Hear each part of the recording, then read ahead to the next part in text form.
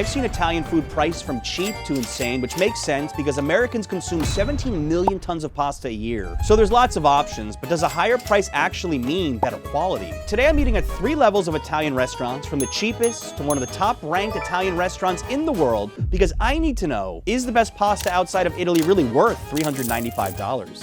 And for this test, I've decided to come to this city that was literally built on Italian food, and since Italians have been moving to New York for hundreds of years, I figured they know a thing or two about pasta. Starting with Gnocchi on 9th, this $10 Italian food-to-go in a box concept already has 4 locations in New York. But I was missing someone. I needed a real Italian with me. Meet Joey Mina, a man so Italian his blood type is marinara. Hello. How's it smell? Smells like Sunday in my family's house. This place had a really interesting concept, much like a coffee shop. We got to stand right there and watch them make our pasta, then pack them up in... Wait, are those Chinese food containers? Before we ate, I had to ask Joey about that fashion choice. You gotta tell me about this man purse. Where did you get that? This is custom from Canal Street, a brand new brand. I know that brand. All right, so what do you think looking at this? I mean, obviously it's cheap, it's 13 bucks. We got the gnocchi, we got the burrata, you got it with black truffle, we got all the seasonings on top. How you feeling before we dive in? Personally, I will never go to a restaurant and pay $30 a plate for pasta. Pasta is a poor man's dish, unless it has some seafood in it or something. So seeing a budget pasta dish in the city is a great option. It has potential, but we're gonna have to see if the quality stands up. We're gonna rate each spot on quality, price, and how authentic it is. We'll average the scores, and in the end, pick a winner. Joey's a tough judge, so I wonder if any of these Italian restaurants will impress him. All right, let's do it. Let's try it. Pretty good. It's actually a lot better than I expected. Soft, chewy. It's definitely not grandma-style pasta. No. Creamy, you know, I don't think it's like the highest quality cheese, but... I mean, we'll see later on the toilet. What I love about this is the Chinese food box. This has become a new thing in the city. We're gonna see this at the next spot as well. Normally, like, you're not equating pasta or gnocchi in this, right? It's portable, which is probably what they're going for. I think you need the burrata, though. It definitely mixes it up a little bit. John, did you know gnocchi is actually, comes from the Italian word gnocca, which means knuckle. Shaped like a tiny little knuckle. Quality of the food, 1 to 10. Quality, I would say it's like mid-6s. I give it a 6.6. I'm gonna go with 6.0. You know, decent quality, not the highest. Rookie score, John. You think that's a rookie score? Whole numbers, come on. Oh no, whole numbers is the way to go. How worth the price is it, 1 to 10? I would say that's a 9. Great value. For the amount of calories per dollar, you're probably not gonna get better than this than just drinking olive oil. You just used the whole number. You said not to use whole numbers. I would go with a 9.1. Not a lot of protein in here, but it's gonna fill you up pretty cheap. How authentic is this? This is probably a 4.9 on the authentic scale. You know, they have a lot of those TikTok-y options. They go a little overboard with the truffle and stuff. Burrata isn't really the most authentic. It's kind of like a more modernized Italian, but authentic, 4.9. I'll go with 5.4. Every place that we're gonna go to today, I'm gonna rate it on the agita scale for how bad my lactose intolerance is gonna hit me tomorrow. So agita is basically like heartburn, but it's like in Italian, it's just overall digestive issues. And every Italian loves cheese, but we're all inherently lactose intolerant, and it's our biggest weakness because we cannot leave cheese or pizza off the table. I never knew that, actually. It's funny, I'm thinking about some lactose intolerant friends, and they are part Italian. Yeah, and none of them don't eat cheese. They can't stay away from it. Because we got the burrata, this is a 9.8 on the agita scale. Horrible irony of life, being Italian. We will see tomorrow. You let me know. You send me a message, okay? I won't. Gnocchi on 9th starts us off with a 6.8. Not a very promising start. However, we didn't know it at the time, but things were about to get much worse. Oh, that literally is a... They must have had some gnocchi. It must be lactose intolerant. We've got Pasta Sol, known for their viral Parmesan wheel and $10 fettuccine Alfredo. I had to run to use the bathroom, so I handed Joey my credit card to buy our meals. What could possibly go wrong? So I know you guys are famous for your fettuccine Alfredo, so can I get one of those? Surprise me on the second one. You like the spicy? Yeah, like medium spicy is fine. I left a good tip because it's John's card. This spot was similar to Gnocchi on 9th, but instead of pasta in Chinese food boxes, they cooked everything out of a giant Parmesan wheel. I leave this guy with my credit card and this happens. I left a good tip too. What are you doing? I'm doing the T at GTL. We gotta get the tan in, Gym Tan Laundry. Wait, was this guy tanning before we ate? It's like 50 degrees, Joey. Can't take these millennial Italians anywhere. Let me know when you guys are ready to film. Oh, We're filming. You know, you were cast in the wrong episode. We should have had you for the surprise me, because I'm still surprised by whatever you ordered. Yeah, I think that probably weighs about 6 pounds for that little bowl. I think there's short rib, fresh mutts, extra parm. They went heavy on the sauce. I don't know if it's a meat sauce, but there's definitely some meat on top. And I just got the standard fettuccine Alfredo. All right, this is the last time I let Mama's Little Meatball order for me. Let's see how it tastes. Short rib's okay. I'm not used to short rib with like grated cheese on top. This is so weird. You know, it's hard for me to talk about the value of this because I don't even know what you spent. I think you spent a lot. It wasn't bad. I think it came to about $15 each. 15 bucks? Well, yours was a little bit more. It came to 30 total. It's not what I was expecting, to be honest. It's a little dry. You know, for being so cheesy and saucy, I don't know how to describe it. Oh, I got some of the fettuccine here. But this is like, I don't know, vodka sauce maybe? I mean, listen, we went to a place that makes pasta in a Parmesan wheel. I shouldn't be surprised by how much cheese there is on this. Yeah, exactly. John, did you know, fun fact, Parmesan is used as currency in some banks in Italy and can be used as collateral for a loan. How much Parmesan you got in the bank? Quality of the food. I'm gonna give this a 4.8 for the quality. I mean, I don't think the ingredients are bad or anything. I was not that impressed by it. I mean, since they were using Parmesan, which is a pretty expensive item, and it was fresh pasta boiled in front of me, I'll give it a 7-1. Oh. Which I think we're a little far apart We're a little there. apart there, okay. I mean, you also just concentrated on the fettuccine, so it's a different experience too. Yeah, it was definitely different. Assuming it was 15 to 20 bucks, I'll give this a 7.3 for the value, just because it's so much food and I could bring this home and split this with my wife, no question. Yeah, and I just got the fettuccine and it was half filled compared to John's, so I would have to give it like a 6.4. Lastly, how authentic is it? And again, I don't know fettuccine that well. Based on what I've had in the past, 6.1. I'm gonna be pretty close there. I mean, it's not overly sauced like a lot of Alfredos, like I mentioned before. It's made with real Parmesan, but it's made in a window of a shop, so I'm gonna give it a 7-1. Our goal this year is for 1 million subscribers, so if you enjoy this video, it would help out so much if you could subscribe right now, because so many of you watching are not yet subscribed. Let's get to that goal. Thanks a lot, guys. All right, Joey, time for the Ajita meter. Ajita meter. Well, the last one was in the 9s, I believe, and this one being cheese on cheese on cheese. This is a solid 9.9 on the Ajita meter. I'm gonna need the toilet after this. A 6.47 for our final cheap spot as we continue on our way to the $395 7-course Italian restaurant. But first, we need to head to Little Italy to check out our first stop in the next tier of Italian restaurants. On our way to Little Italy, we almost got a New York City bath. Yeah, that water might as well be radioactive. Stepping up a tier, we've got Cafe Napoli in the heart of Little Italy. Been in business 50 years. These guys, how many years? 53 years to be exact. Where the heck did Joe go? Did you just go buy that shirt right now? Like, Bro, look at this, it's sick. what possessed you to buy the most touristy shirt in history? I mean, I don't know. It was on sale. As we were about to walk in, this random guy sitting at the table started singing. Oh, sola, oh, sole mia. It turns out that's Vittorio. He's one of the most famous singers in Little Italy and is always at Cafe Napoli. We're definitely in Little Italy. We're in the right place. Grazie mille. Better life. Joe, I thought we would never make it inside. Ay, ay, ay. We just got into a singing battle. This is nice, man. We've stepped it up. We've stepped it up a notch. This is rustic in a good way. Antipasti? Because No, I think he's it's getting a good meatballs idea. because he's a meat. It's a good idea. We're hungry, yeah. let me order. You want to? Should we let him order for us? You bring my appetizer, it's gonna be good. Fritti Napoletano.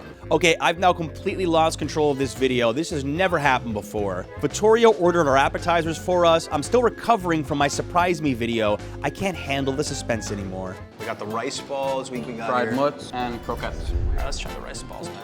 Let's see. I'm gonna start with the croquette. It's just so good. I love how stringy the cheese was there. This is delicious. The croquette's amazing. Look at that pull. Okay, ignore that. Oh, I've had focaccia before with like different toppings on it too, but this is fresh. It's not stale. Got the tartar, the marinara. Wow, it's really fresh. Like calamari is very hit or miss, but this is really good. Completely. Vittorio is cutting our chicken parm. Okay, be honest. When's the last time you had an Italian singer who isn't your chef or your waiter cut your food at the table in an Italian restaurant? Yeah, I'm done asking questions. This has been worth the price for the experience alone, but how are the entrees gonna be? I'm accidentally having the most romantic dinner of my life with John Barr. We got the gnocchi, we got the veal shank. You gotta tell me the difference between this gnocchi and the $10 gnocchi, okay? So first off, I can tell these are all handmade. They're all slightly different shapes. They have a lot more character. They're not factory made like the first place that we saw. And they look a lot puffier, we'll see. can't even compare. The last one felt like cement in my stomach compared to this. This is like a marshmallow. This gnocchi is incredible. This is actually some of the best gnocchi I've ever had in my entire life. I would say this is the standout for sure. So this is mushroom ravioli. See the mushroom hanging out there? Those are really good. This was surreal. Every few minutes, this guy was belting out Sinatra and Bocelli. We needed more wine, and I could tell Joey's shirt was about to burst from everything he had here. I'm so lactose intolerant. I'm getting a meatball right now. Thank you very much. Thank you very much. Joey was too kind. He dropped $100 to cover most of the bill, but what came next shocked even me. Hey, Ma, I need you to look at this 100. That's fake. She's saying it's counterfeit. I want you to look at it. No, because they're saying it's real. Does that look real to you? Oh, get it I can't bring this guy anywhere. Oh. She was like, what the f do you want? Thank you. Are you videoing? I'll kill you. Joe, what a meal. Start with the quality, 1 to 10. This is a 9.8, easily. 9.1. That was incredible, and that was one of the best Italian meals I've ever had in New York. How worth the price is it? You saw the prices. Honestly, I would never go to the other spots compared to this. For a little bit more, the quality and the size of the plates, 9.8 again. Price, we're gonna go with 9.3. How authentic, 1 to 10? What do you think, John? 9.7. 9.7. Except for okay, I know chicken parm's Americanized. That's authentic for Little Italy. Italian-American style. We have to give a little asterisk there. Perfect 10. The ossobuco, the handmade gnocchis. This is the only spot you should go to in Little Italy. And by the way, you can ask for Vittoro. He lives around here. You can just like shout for him. He'll come and sing for you. He told us that, okay? A 9.6, wow. Joey and I agreed Cafe Napoli is a gem, worth a trip to Little Italy easily, but the most expensive meal is coming next. Could 7 courses of high-priced Italian food beat this surprise star in Little Italy? Between his lactose intolerance and counterfeit $100 bills, Joey is just too dangerous to keep around. So I had to make the toughest decision of my life. I dropped Joey off at the nearest bathroom, padlocked the stall door. Luckily, I had my wife Adriana as a backup for the final tasting. We made our way to one of the most luxurious Italian food experiences in New York. At the top of the pyramid is La Devozione. This has been ranked one of the top Italian restaurants in the world outside of Italy, and it's in the Michelin Guide as well.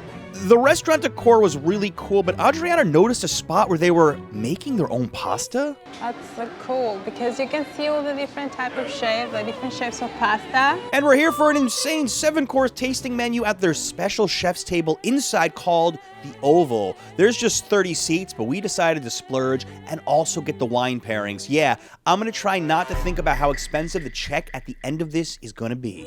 Ferrari, now that's a name of a wine that I can get behind. Salud.